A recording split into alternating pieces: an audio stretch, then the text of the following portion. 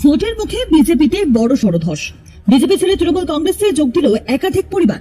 ভোটমুখী রাজ্যে এই ঘটনা ঘটেছে পাণ্ডবেশ্বর বিধানসভার বৈদ্যনাথপুর এলাকায়, আর যাকে কেন্দ্র করে স্থানীয় রাজনীতিতে নতুন করে আলোড়ন তৈরি হয়েছে।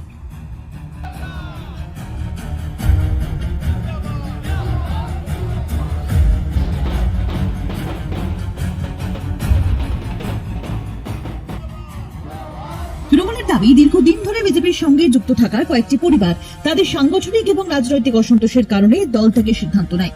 এর প্রেক্ষিতে তারা তৃণমূল কংগ্রেসের নেতৃত্বের সঙ্গে যোগাযোগ করে এবং আনুষ্ঠানিকভাবে তৃণমূল কংগ্রেসের দলীয় পতাকা হাতে তুলে নেন।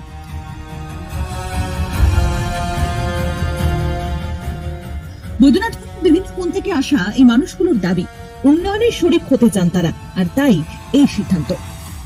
সেই জন্য কাজ করতে পারছিলাম না, আমার পাড়ার কোনো কাজের একটা করতেই পারছিলাম না। দিদি যা করছে উন্নয়নমূলক কাজ, মানুষ চাইছে দিদিকেই, আমি তার জন্য আবার দিদির দলেই জয়েন করলাম। কি নাম আপনার? উজ্জ্বল রায়। কতদিন ধরে বিজেপিতে ছিলেন? আমি 4 বছর। ভোট আবহে দলবদলের এই ছবি গেরুয়া শিবিরকে যে বাড়তি অস্বস্তিতে ফেলেছে একথা বেশ স্পষ্ট। তবে কি বিরোধীদের পায়ের তলা থেকে ক্রমশ সরে যাচ্ছে মাটি? কি বলছেন তৃণমূল প্রার্থী? পাণ্ডবেশ্বরের বিধায়ক তথা তৃণমূল প্রার্থী নরেন্দ্রনাথ চক্রবর্তীর অবশ্য দাবি, সাধারণ মানুষ যে উন্নয়ন এবং মমতা বন্দ্যোপাধ্যায়ের নেতৃত্বের উপর আস্থা রাখছে, এই ঘটনা তারই প্রমাণ। একটা করে চমক আজ পাণ্ডবেশ্বরে, কি বলবেন?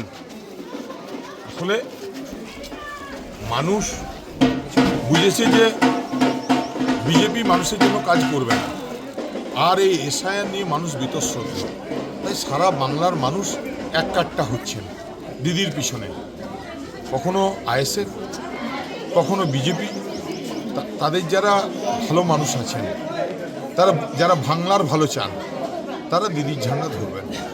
পাণ্ডবেশ্বর বিধানসভা এলাকার বিদায়ী তৃণমূল বিধায়ক তথা এবারের নির্বাচনে তৃণমূল কংগ্রেসের প্রার্থী নরেন্দ্রনাথ চক্রবর্তী একজন দক্ষ সংগঠক হিসেবে পরিচিত পশ্চিম বর্ধমান জেলায়।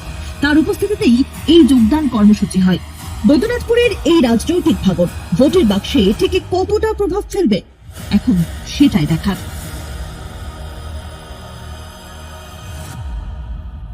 আরো লেটেস্ট খবরের আপডেট পেতে ফলো করুন রাতদিন.in।